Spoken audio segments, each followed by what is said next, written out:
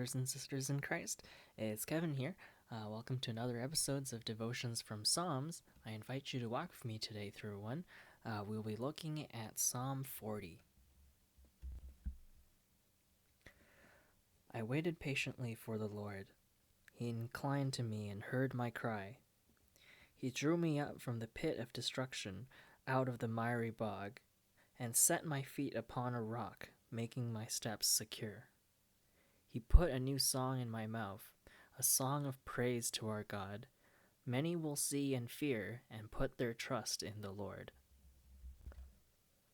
Blessed is the man who makes the Lord his trust, who does not turn to the proud, to those who go astray after a lie.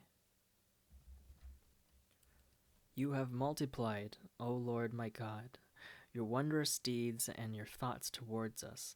None can compare with you. I will proclaim and tell of them, yet they are more than can be told. In sacrifice and offering you have not delighted, but you have given me an open ear.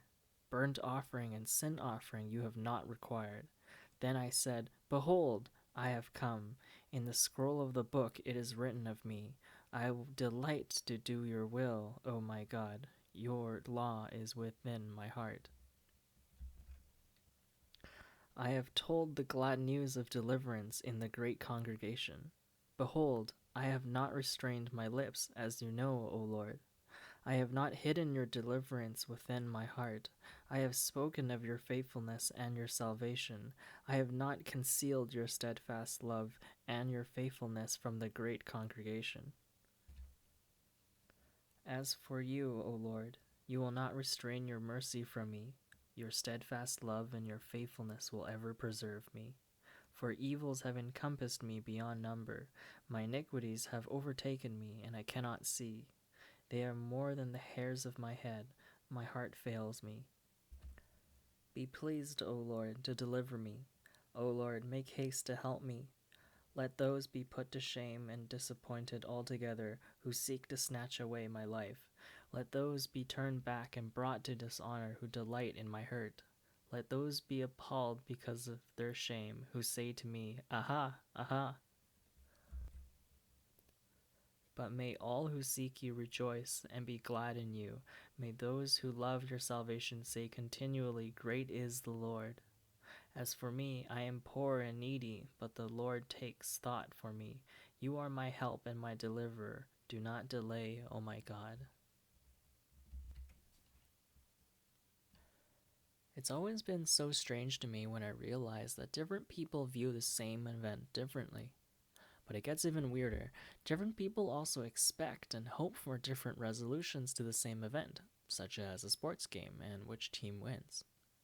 And sometimes we might look back when it's all over and have new reflections on why happened the way they did. But what changed? Here is King David, and he is stuck in the bog. He cries out to the Lord and is delivered, and he sings a new song to the Lord to proclaim his mercies and praise. I would expect that perhaps another king who got out of the bog might praise himself instead, or merely just pay God lip service and keep in mind to offer a few extra sacrifices the next feast day. But David's answer was different. His expectations were different. He knew that he could count on God, as he says in verse 1, that the Lord inclined or turned to him and heard his cry.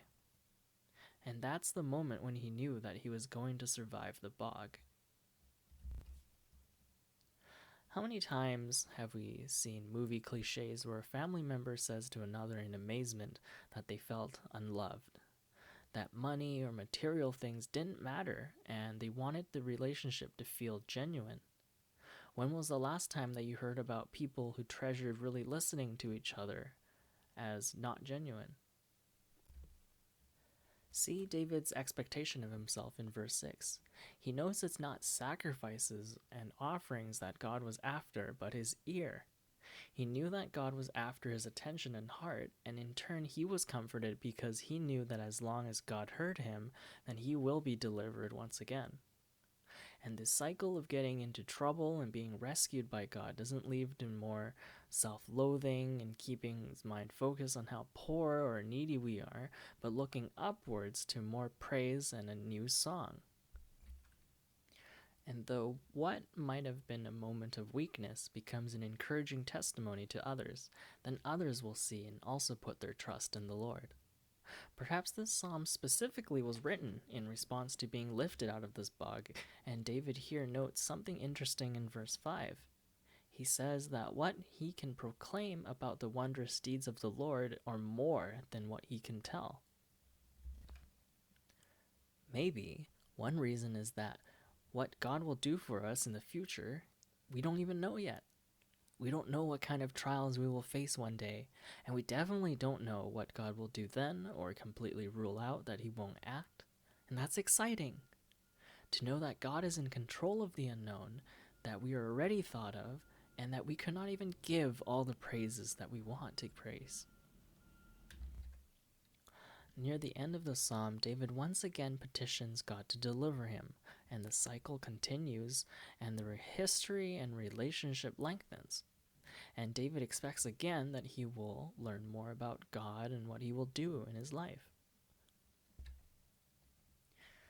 I wonder today what we will see our cycle of God like, or expect to be able to tell all about it to the Lord who would lend an ear to listen. God bless.